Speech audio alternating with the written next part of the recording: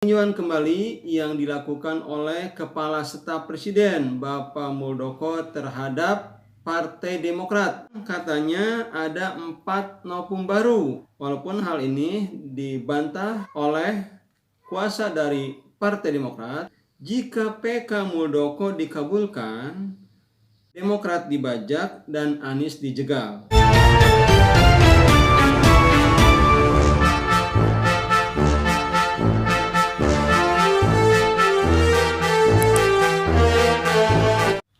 Assalamualaikum warahmatullahi wabarakatuh. Sahabat-sahabatku, selamat berjumpa lagi dengan saya Effendi di Effendi Advocaten Channel. Sebuah channel yang akan membahas masalah-masalah kemasyarakatan yang diulas secara populer.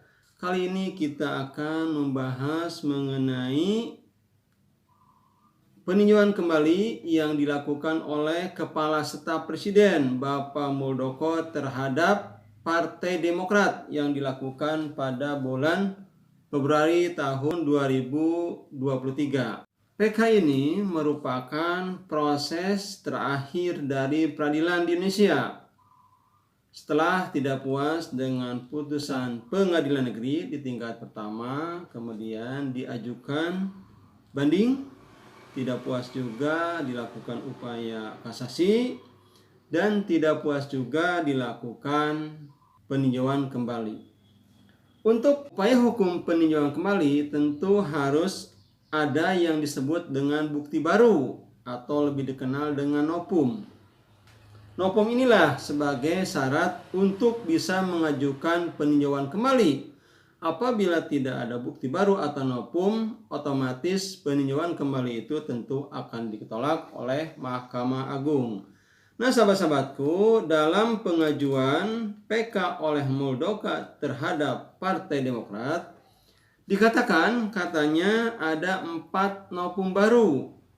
Jadi ada 4 bukti baru. Walaupun hal ini dibantah oleh kuasa dari Partai Demokrat yang dikatakan bahwa sebenarnya yang 4 itu bukan novum atau bukti baru. Tapi keempat hal tersebut telah disampaikan pada sidang-sidang sebelumnya. Nah, sahabatku, PK ini tentu banyak ditunggu hasilnya oleh masyarakat, karena hasilnya ini akan menentukan perjalanan pemilu yang akan dilakukan oleh masyarakat Indonesia. Nah, sahabat-sahabatku, sebelum dilanjutkan saya baca dulu beritanya. Tulisannya yang saya ambil dari kompas.com yang berjudul Denny Indrayana, jika PK Muldoko dikabulkan, Demokrat dibajak dan Anies dijegal.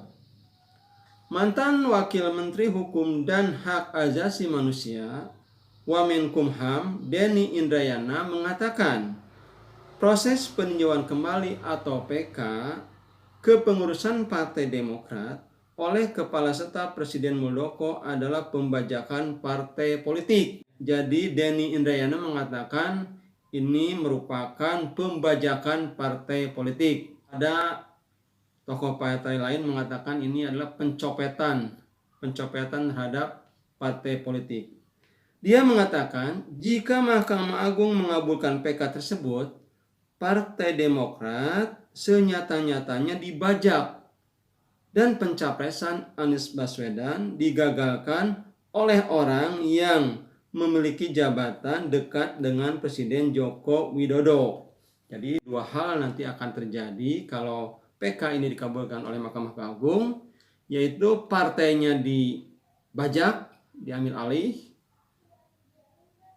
dan pencapresan atau pencalonan Anies Baswedan itu gagal atau bisa dijegal karena tidak memenuhi 20% dari suara atau syarat untuk mengajukan sebagai calon presiden. Dan ini dilakukan oleh orang yang dekat, yaitu Pak Muldoko ini merupakan Kepala Staf Presiden. Jadi tentu Pak Muldoko mempunyai kedekatan dengan Presiden Joko Widodo.